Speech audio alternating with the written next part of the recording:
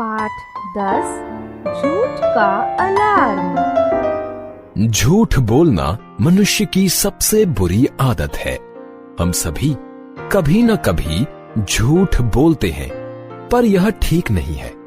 कुछ लोगों को बात बात पर इतना अधिक झूठ बोलने की आदत होती है कि वे बिना कारण ही झूठ बोलते रहते हैं।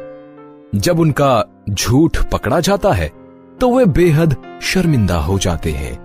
विवेकानंद जी ने कहा है कि पहले हर अच्छी बात का मजाक बनता है, फिर विरोध होता है और फिर उसे स्वीकार कर लिया जाता है। एक साधारण सा कमरा, एक ओर एक खाट पड़ी है, दूसरी ओर 2-3 कुर्सियां और एक मेज है। दीवारों पर कुछ चित्र और कैलेंडर लगे हैं। एक चित्र संजू के पिताजी का भी है। संजू दरवाजे से आता है, उसके गले में बसता है। मम्मी मम्मी, उफ, कितना थका हूँ। स्कूल जाना भी क्या मुसीबत है। क्या बात है संजू, इतना चिल्ला क्यों रहे हो? भूख लगी है, मुझे दूध दो। अभी लाती हूँ। पहले यह बता, तूने आज स्कूल में क्या पढ़ा? वही जो रोज पढ़ता हूँ। स्कूल भी क्या चीज बनाई है किसी ने, रोज रोज जाना पड़ता है। यह नहीं कि एक ही दिन जो पढ़ाना है पढ़ा डाले सब। अच्छा, एक ही दिन में तुम BA MA कर लेना चाहते हो, यानी सालों की पढ़ाई एक दिन में? वाह, जो थोड़ा सा एक दिन में पढ़ते हो, पूछो तो वह भी कहाँ आता है तुम्हें? कौन कहता है कि नहीं आता? क्लास का मॉनिटर क्या यूं ही बना दिया गया? देखो संजू, तुम झूठ ना बोला करो। बहुत बुरी आदत अपना ली है तुमने। क्लास में सबसे पीछे बिठाया जाता है तुम्हें और डींग मारते हो कि मॉनिटर हो। कौन कहता है कि मैं मॉनिटर नहीं? यह किसने तुम्हारे कान भर दिए हैं मम्मी? मेरे कान किसी ने नहीं भरे। मुझे हेडमास्टर साहब ने तुम्हारे बारे में पूरी रिपोर्ट भेजी है। अगर यही कुछ लिखा है तो सब गलत लिखा है हेडमास्टर साहब ने। मैं कल उनसे पूछूंगा। अरे, हेडमास्टर साहब से पूछोगे? कितना झूठ बोलने लगे हो। मैं बस चुप करो। यह आज की ही बात नहीं है। मैं बहुत दिनों से देख रही हूँ, तुम बात बात में झूठ बोलने लगे हो। मैंने तुम्हारे पिताजी को लिखा भी था तुम्हारी इस आदत के बारे में। मैंने उन्हें लिखा था कि या तो वह अमेरिका से वापस आ जाएं, या कोई ऐसा उपाय करें कि तुम्हारी इस बुरी आदत में सुधार हो। तुम्हारी इस झूठ बोलने की आदत से तो मैं बहुत तंग आ चुकी हूँ। बैठो, मैं अभी तुम्हारे लिए दूध लाती हूँ। जाओ, पहले तुम मुँह हाथ धोकर आओ। दोनों भीतर जाते हैं। उसी समय बाहरी दरवाजे पर कोई ठक ठक करता है। मम्मी वापस आकर दरवाजा खोलने लगती है। कौन? पोस्टमैन। मम्मी बाहर जाती है। थोड़ी देर में कुछ पकड़े हुए वापस आती है। अरे, यह तो अमेरिका से पार्सल आया है। संजू के पिताजी ने भेजा है।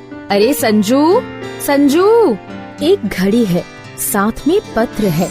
तुम्हारी चिट्ठी से यह जानकर बहुत दुख हुआ कि संजू बहुत झूठ बोलने लगा है। झूठ बोलने की आदत को सुधारने के लिए मैं एक घड़ी भेज रहा हूँ। इस घड़ी को संजू की छाती की बाईं ओर, ठीक जहाँ पर दिल होता है, वहाँ बांध दो। जब कोई बच्चा झूठ बोलता है और उसके दिल की धड़कन तेज हो जाती है तो तुरंत घड़ी का अलार्म बज उठता है। संजू, संजू, इधर देखो, तुम्हारे पिताजी ने क्या भेजा है तुम्हारे लिए। कितनी अजीब चीज है, कभी देखी न सुनी ऐसी चीज।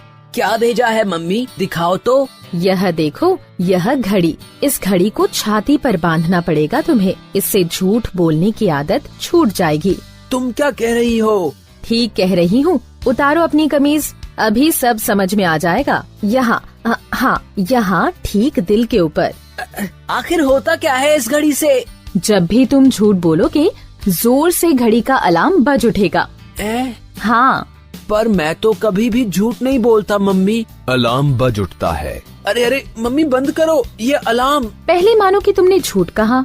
मैं मम्मी सच कहता हूँ कि मैंने कभी झूठ नहीं बोला। अलार्म बजता जा रहा है।